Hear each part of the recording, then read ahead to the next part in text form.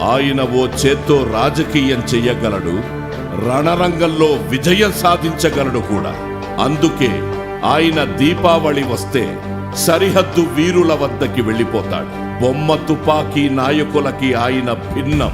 నిజమైన గన్నులు పట్టుకునే ఘనమైన జవాన్లతో పండగ చేసుకోవడం మన మోదీ క్షాత్రపూరితమైన దేశభక్తికి నిదర్శనం. అంతిమంగా భారతీయ సనాతన సనూతన సమున్నత క్షాత్రం సగర్వ కాషాయ ధ్వజంతో సాక్షాత్కరిస్తే అదే మన మోదీ. ఆయన మళ్లీ అధికార పీఠమనే కమలాన్ని సొంతం చేసుకోవటం అత్యంత సహజం. కానీ మన మోదీ కంటే ఎక్కువగా మనందరికీ ఆయన మూడోసారి ప్రధాని కావటమే అత్యవసరం. యుద్ధం మొదలయ్యింది.